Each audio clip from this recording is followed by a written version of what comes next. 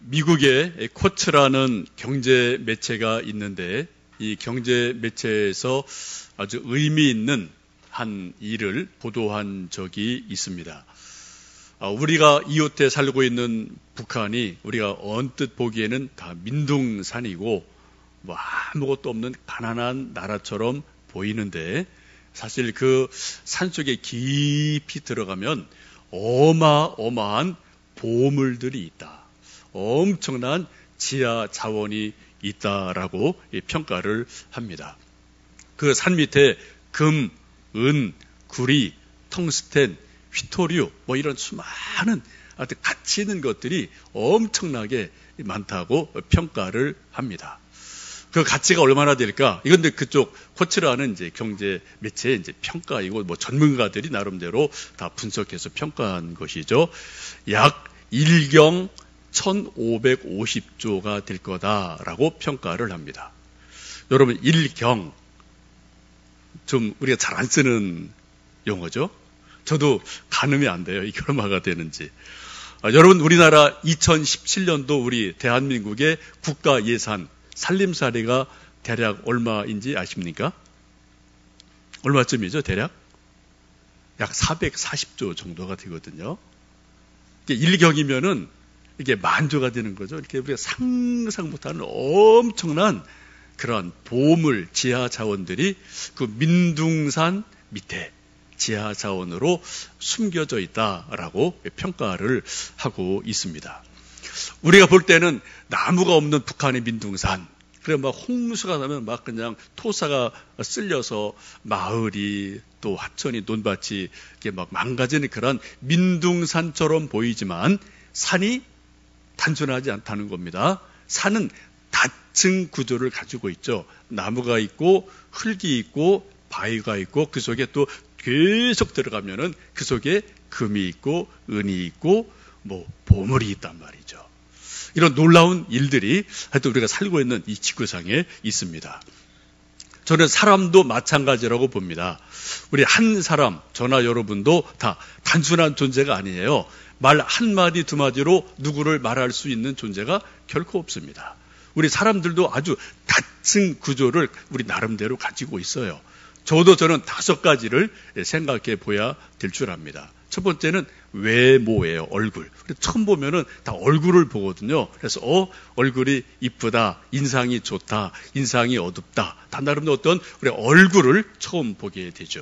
사람들이 얼굴을 잘 다듬으려고 세수를 하고 또 화장을 하고 뭐 머리를 빗고 다 얼굴을 우리가 좀 이왕이면 좋은 인상으로 보여주기 위해서 얼굴을 다듬습니다. 두 번째는 옷입니다. 우리 속담에 있는 것처럼 옷이 날개예요. 그래 이왕이면은 좋은 옷, 멋진 옷을 입으려고 우리가 애를 쓰고 있지요. 옷으로 사람들이 평가하고 평가를 받기도 합니다. 세 번째는 그 사람의 사회적인 신분, 그 사람이 뭘 하느냐 이런 거에 따라서 높다 낮다 저분 이런 거야 저런 일을 하는구나 라고 우리가 그 사람이 하는 일을 보면서 그 사람을 이렇게 저렇게 생각할 때가 있습니다. 조금 더 들어가면 그 사람의 성격, 그 사람의 인격, 그 사람의 마음 이런 걸 보면서 저 사람이 이런 사람이구나 저런 사람이구나 라는 것을 우리가 그 사람의 속사람을 보면서 깨닫고 생각을 하게 됩니다. 근데 더 깊은 것이 있는데 그것은 바로 믿음이고 영성이에요. 저 사람이 이것을 믿는구나. 하나님의 사람이구나. 저 사람의 영성이 이렇구나 저렇구나 라는 것을 우리가 그 사람의 믿음을 보면서 생각을 합니다. 사람들은 흔히 얼굴, 옷, 어떤 사회에서 뭘 하나 이런 것에 관심을 갖지만 하나님은 어떻게 해요? 더 깊은 부분을 보셔서 그 사람의 믿음이 어떠한지 그 사람의 영성이 어떠한지 그것에 하나님은 더 마음을 두시며 관심을 갖고 계시다고 성경은 말씀을 하고 있습니다. 사람이 이처럼 한 인격이 되고 한 인생이 빚어지고 만들어져 가는데 빼놓을 수 없는 아주 중요한 한 요소가 있습니다. 그것이 바로 추억이라는 것입니다. 추억을 어떻게 간직하고 사느냐, 어떤 추억을 가슴에 담고 사느냐, 이거에 따라서 그 사람의 어떤 삶이 여러 가지로 결정이 되어집니다. 우리가 나무를 보면은 겉모습은 비슷비슷해 보여도 나무를 자르면은 나이테가 나오지 않습니까? 나이테는 다 나무마다 달라요. 나무마다 독특한 자기의 나이테를 가지고 있습니다. 어떤 나무는 나이테에 따라서 무르기도 하고 단단하기도 하고, 그것을 나무를 켜서 송판을 만들면은 그 나이테에 따라서 이런저런 나무의 독특한 자기의 무늬를 만들어 내기도 합니다. 요즘 많은 사람들이 소위 이제 원목 가구를 좋아하는데, 원목 가구가 뭡니까? 나무만이 가지고 있는 그 무늬, 그 모양, 이것을 좀 그대로 보고 싶은 거죠.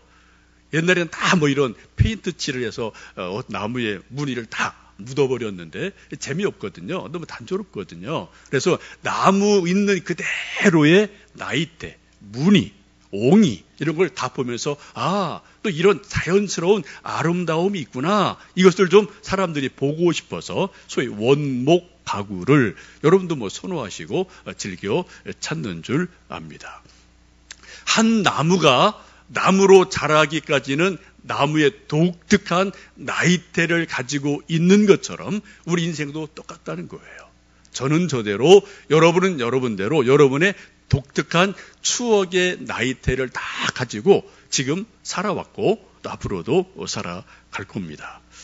이경용이라는 사람이 여기 서 있고 여러분도 다 앉아 계시는데, 여러분 저도 수십 년의 추억을 제 가슴 속에, 인생 속에 이렇게 저렇게 켜켜이 쌓아서 오늘 제가 있습니다.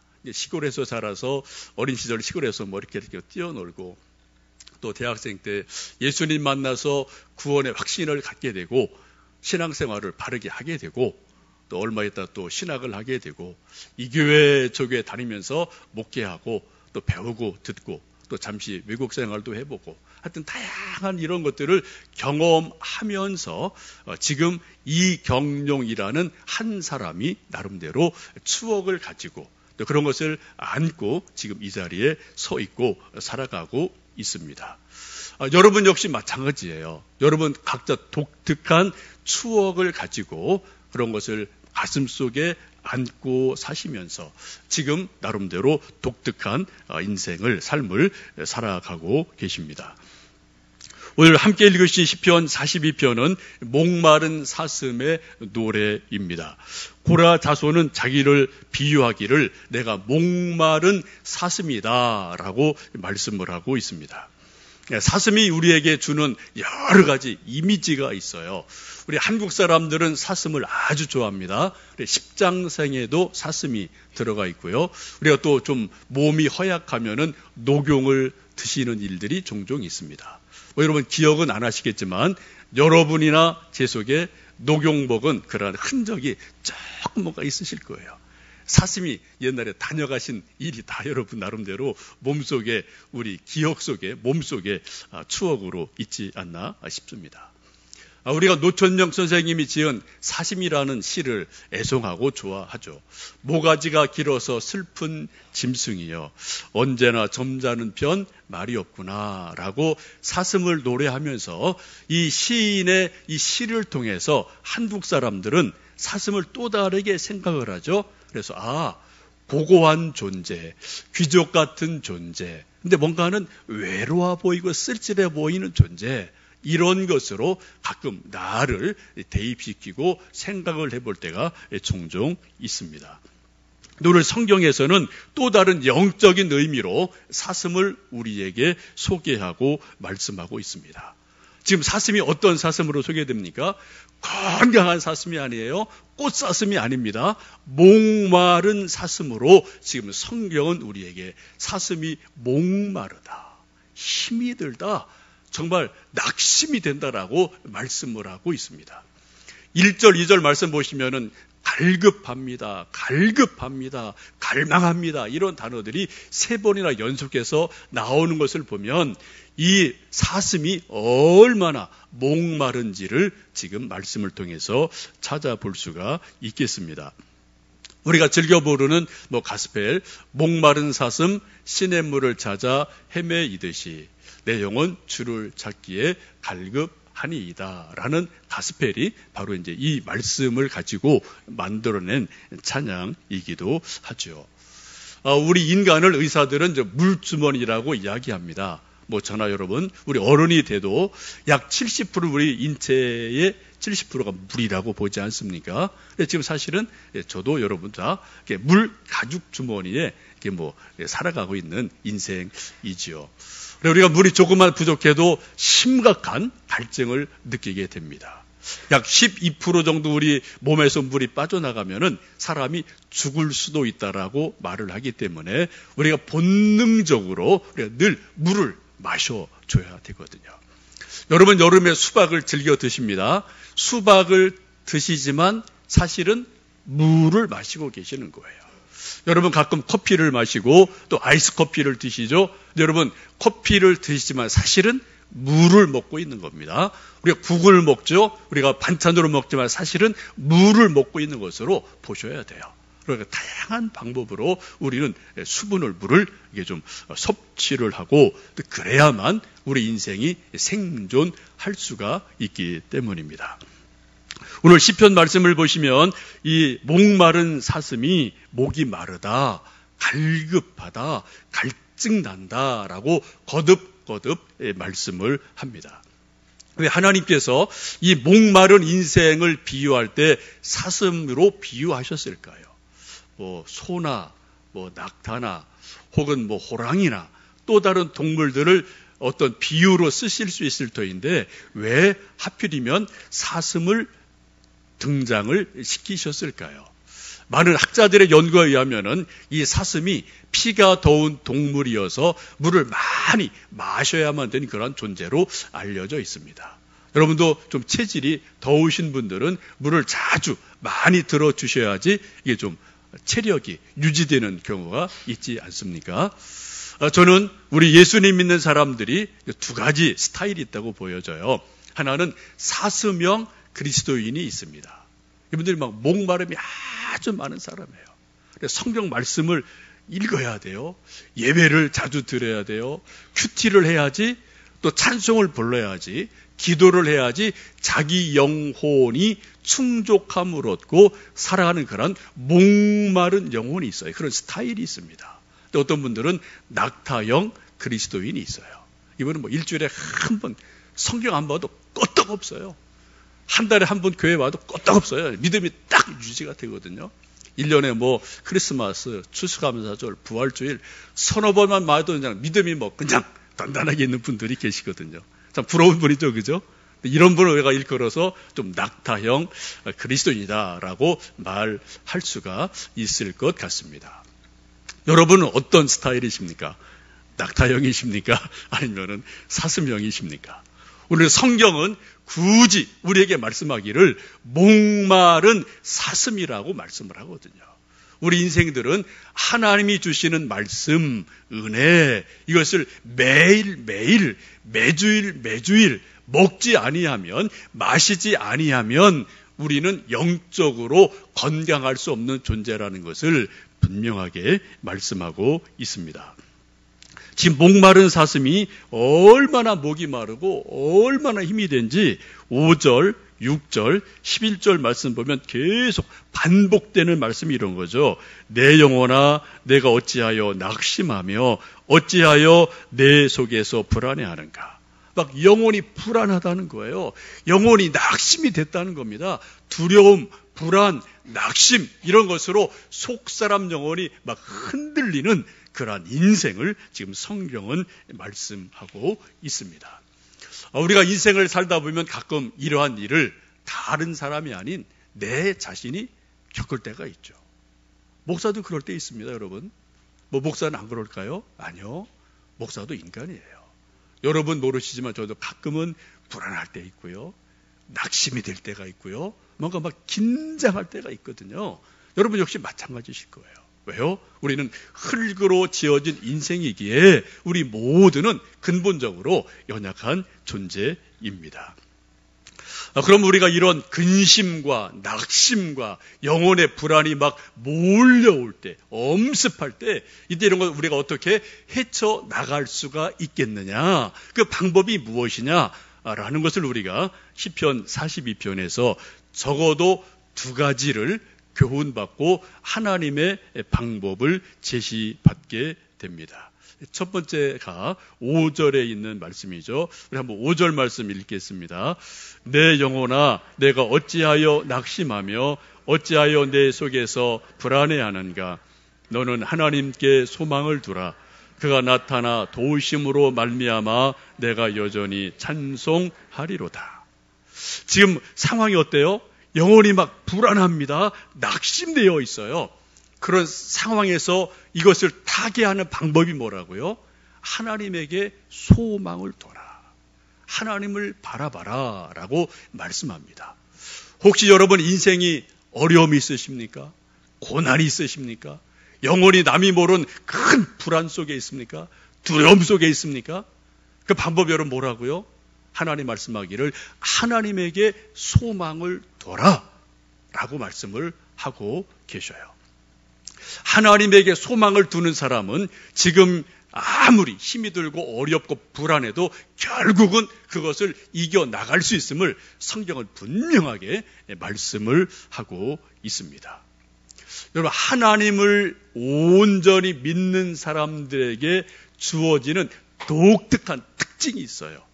그게 소망입니다. 사람들은 또 인간적으로, 세상적으로 이거는 안 되는 상황이야. 이거는 끝났어. 이건 안 돼. 라고 말할지 모르지만 하나님을 믿는 사람들은 그 마지막 절망적인 순간도 뭐라고요? 아니, 나는 안 돼. 나는 못 돼. 상황은 아니야. 그럼에도 불구하고 하나님은 하실 수가 있지. 하나님 하실 거야 라고 우리가 하나님에게 소망을 둔단 말이죠. 이게 믿음이지 않겠습니까, 여러분? 믿음과 소망은 같이 가는 겁니다. 우리 몸에 다리가 두 개죠. 왼다리, 오른다리, 두 다리가 있어요. 한 발이 나가면 또 한 다리가 또 따라 올라와서 앞으로 나가죠. 또 그럼 또 한 다리가 또 앞으로 조금 반볼에도 앞으로 나가게 돼요. 믿음이 나가면 그 다음에 뭐가 온다고요? 소망이 따라서 조금 앞으로 나갑니다. 그럼 또 소망이 생기면 또 다시 믿음에게 또 앞으로 나가게 돼요. 이런 것이 계속 앞으로 나가면서 우리가 하나님에게로 나가고 우리 인생을 승리하는 걸음으로 만들어 갈 수가 있게 됩니다. 여러분, 정말 하나님이 정말 지금도 살아계시고 나를 구원하신 분이고 하나님이 전능하신 분을 우리가 온전히 믿는다면 어떠한 경우도 어떠한 상황에서 우리는 소망의 끈을 놓을 수가 없습니다. 소망은 믿음의 또 다른 표현이고요. 믿음의 연결고리이거든요.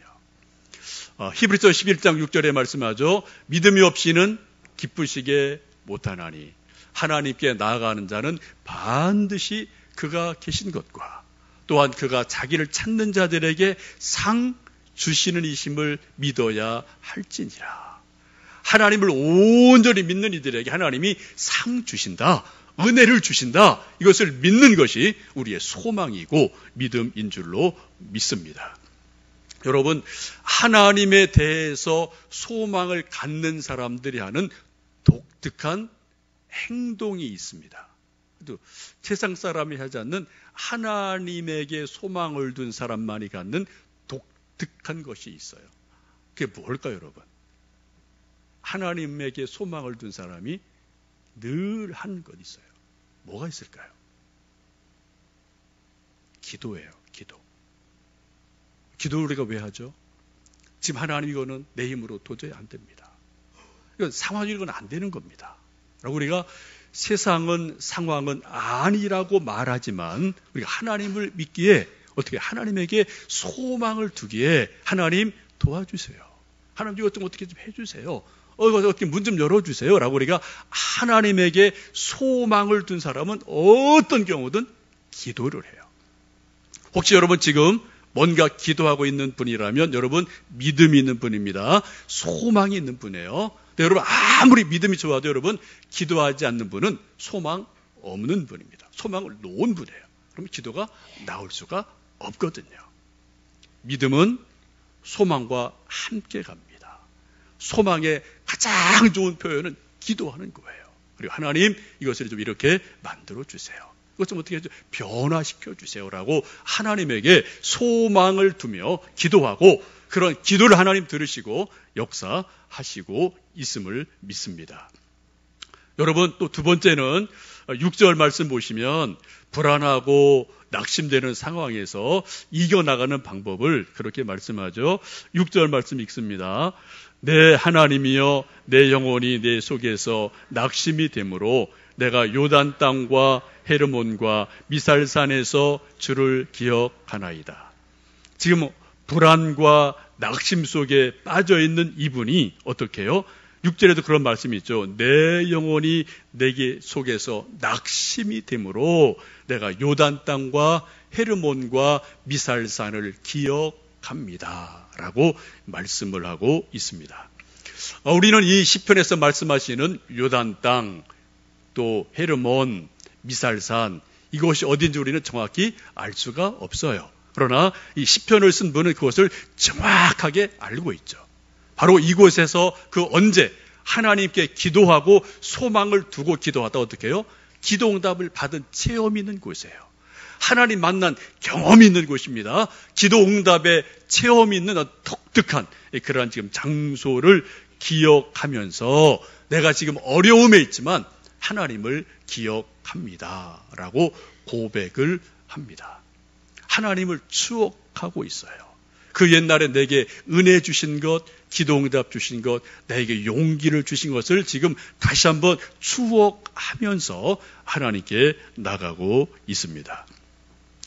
창세기를 보시면 야곱이라는 믿음의 선대가 소개되는데 야곱이 형과 갈등 때문에 외갓집으로 도망을 가다가 어느 날 광야에서 돌베개를 베고 잠을 잡니다. 하나님께서 그 가장 큰 낙심 중에 있는 야곱에게 꿈속에 나타나셔서 내가 너와 함께한다. 이 땅을 너에게 준다. 그런 말씀을 약속을 주시죠. 하나님을 만나 뵌 야곱이 그 다음 새벽에 벌떡 일어서 하는 일이 뭡니까? 돌베개를 세우고 기름을 붓고 정결하게 세우고 하는 말이 뭐예요? 베델이라고 그 지역의 이름을 루스에서 베델로 이름을 바꾸어줘요. 20년 후에 다시 요단 압복강을 건너서 고향으로 돌아갈 때 형과 만나기 직전에 약복강의 기도를 하게 되죠. 그래서 죽을 것 같은 기도를 하고 나서 하나님을 또 만나게 돼요. 그때 하는 말이 뭡니까? 분이엘이라고 말합니다. 우리는 그냥 강변이에요. 그냥 땅이에요. 근데 야곱에게는 뭐라고요? 그 땅이 그냥 땅이 아닙니다. 한 곳은 베델이 돼요. 하나님의 집이 돼요. 한 곳은 하나님의 얼굴을 뵌 분이엘이라는 독특한 그러한 곳으로 기억이 되어집니다. 여러분도 지금까지 인생을 사시면서 젊어서 혹은 이때 저때 기도원 가보신 일이 있고 또 수련회 가보신 일이 있고 여기저기 가보신 일이 있을 겁니다. 우리 신앙의 추억 속에서 독특하게 하나님의 은혜를 경험한 어떤 곳, 기도원, 어떤 수련, 아니 무슨 훈련 이런 게 나름대로 있으실 겁니다. 저도 주미산 기도원, 또 한월산 기도원, 또 오살리 기도원, 또 캐나다에 있는 구엘프 리트릿 센터 이런 곳들이 좀 독특하게 저에게는 기억되어지는 곳입니다. 어떤 때는 3일, 열흘 금식하며 기도하기도 하고 또 40일간 기도훈련을 하기도 하고 하여튼 이런 여러 가지를 제가 나름대로 이곳 저곳 독특한 공간에서 장소에서 하나님을 찾고 기도하고 갈망하면서 하나님의 은혜를 경험한 독특한 장소가 저에게 있거든요. 가끔 제가 인생이 힘들 때 정말 낙심이 되고 영혼이 불안할 때 저는 기도 중에 그곳으로 거슬러 올라가요. 나도 모르게. 그것을 추억을 합니다. 그것을 기억을 합니다. 그리고 그때 하나님이 나를 그 죽을 것 같은 그 상황에서 나를 건져내셨지. 내게 은혜를 주셨지. 내게 나를 살려주셨던 그런 은혜를 다시 추억하면서 낙심한 영혼, 불안해하는 영혼, 두려워하는 영혼이 다시 일어서는 경험을 저 개인적으로 종종 하고 있습니다. 여러분, 한 나무가 아름다운 나무가 되려면 겉으로 보이지 않는 그 나무 속에 독특한 자기만의 나이테를 가지고 있습니다. 마찬가지로 우리 신앙인들이 건강한 신앙이 되기 위해서는 다른 사람은 모르는 나만이 아는 독특한 신앙의 추억이 있어요. 신앙의 나이테를 저는 저대로, 여러분은 여러분대로 가지고 계십니다. 여러분, 이 신앙의 추억, 신앙의 나이테 같은 것들이 독특하게 든든하게 있을 때 그 사람의 믿음이 중심이 서고 단단한 믿음이 될 줄로 믿습니다. 이제 저희들 이번 7월 28일, 29일 대천에서 전교인 여름 수련회를 준비하고 있습니다. 대천 여러분 여러 번 가보셨겠고, 저도 개인적으로 가족 휴가 때 여러 번 다녀온 경험이 있는 곳입니다. 대천에 대한 추억이 바닷가의 추억이 이렇게 저렇게 있으실 거예요. 우리는 믿음의 사람이기 때문에 어떤 자연스러운 추억도 좋지만 믿음의 추억이 대천에서 있어지면은 좋겠습니다. 우리가 잘 아는 이제 믿음의 선배 중에 윤형주 장로님이라는 분이 계시는데, 저는 그분의 간증을 이제 각자 다른 곳에서 3번 들어본 적이 있어요. 스토리가 조금 다르더라고요. 근데 그분이 하여튼 우리에게 주는 좋은 어떤 이제 노래라는 선물이 있는데, 그분이 대학생 때 대천에 놀러 갔다가 아리따운 여대생들이 있는 걸 보고 마음을 좀 이렇게 좀 사고 싶어서 또 노래를 만들어 놓은 것 여러분 잘 아실 겁니다. 대천 해수욕장 가면은 이런 노래 시비가 있고, 우리 또 윤영주 씨가 이제 서 있는 모습인데, 여러분 다 아시는 노래, 조개 껍질 묶어 그녀의 목에 걸고 하는 그런 노래, 여러분 다 아실 겁니다. 이 노래가, 이것은 윤영주 씨의 개인 추억이고 노래이지만, 이게 노래는 보편성이 있기 때문에 우리 모든 한국 사람들이 웬만하면 이 노래는 다 알고 있어요. 한두 번에 다 불러봤고, 또 바닷가 가고 여름 되면 이 노래 부르고 같이 또 캠프파이어하고 또 노래하고 웃고 하는 그런 아름다운 노래이기도 하죠. 여러분, 대천에서 이분은 이분대로 아름다운 추억을 가지고 있지만 우리는 또 신앙의 추억을 뭔가를 만들어가는 그러한 수련회가 될 것을 기대하며 여러분을 초대를 합니다. 제가 옛날에 어느 책에서 읽은 한 구절이 지금도 기억이 나요. 제가 책 이름을 잊어버렸는데 이 구절은 기억이 나요. 어릴 때 아름다운 추억을 많이 가지고 있는 사람은 결코 자살하지 않는다. 그런 글귀를 어느 책에서 제가 본 적이 있습니다. 좀 동의가 돼요. 그렇게 제가 그걸 기억하고 있죠. 여러분, 정말 저는 그렇게 믿습니다. 어릴 때 아름다운 추억이 많은 사람은 인생이 아무리 어려워도 좌절하지 않는다는 거죠. 다시 일어날 수 있어요. 왜요? 마음속에 아름다운 추억이 있으니까, 보물들이 있으니까 그것을 생각하면 다시 한번 인생이 설 수 있다라고 이야기를 합니다. 우리 속담에 젊어 고생은 어떻게 해요? 사설에도 하라고 그래요. 사설라도. 젊어서 고생한 것이 어떻게 다 추억이 되거든요. 이게 세월이 지나면 것이 아무리 고생스러운 것이 복이 되고요, 힘이 되거든요. 특별히 우리 믿는 사람들 어떻게 해요?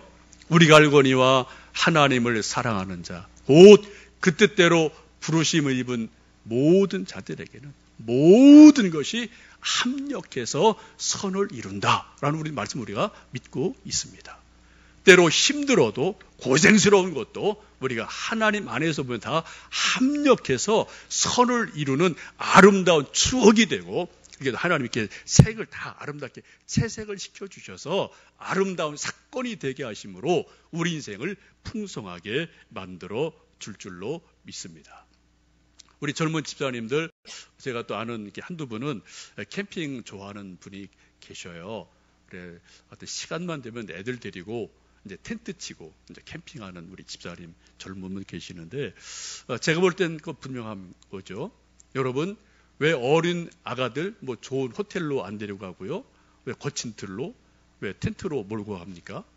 애들한테 추억 심어주는 거거든요. 여러분, 아이들 어렸을 때 여러분 굳이 여기 이렇게 막 끌고 다닌 것 왜 끌고 다니셨습니까? 바다 가자, 어디 가자, 해외 가자, 뭐 가자, 어디 가자, 왜 하셨어요? 다 여러분 애들에게 뭔가 추억을 심어주기 위해서 그러한 일을 하신 줄로 믿습니다. 우리 부모들이 자녀들에게 물려주고 싶은 많은 자산이 있어요. 돈, 자산입니다. 돈 언제 날아갈지 모릅니다. 공부, 자산입니다. 언제 어떻게 될지 우리는 알지 못해요. 그러나 한 사람의 가슴 속에, 한 사람의 인생 속에 아름다운 추억이 심겨져 있으면 그것이 언젠가는 그 사람에게 큰 힘이 되고 보물이 되고 용기가 될 줄로 믿습니다.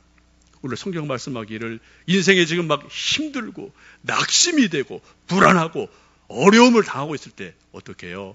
내가 요단 땅을 기억합니다. 내가 미살산을 기억합니다. 내가 헤르몬을 추억합니다. 라고 말씀하며 그때 거기서 도와주셨던 하나님을 추억하며 하나님을 기억하며 다시 인생이 아름답게 세워지는 놀라운 은혜를 보고 있습니다.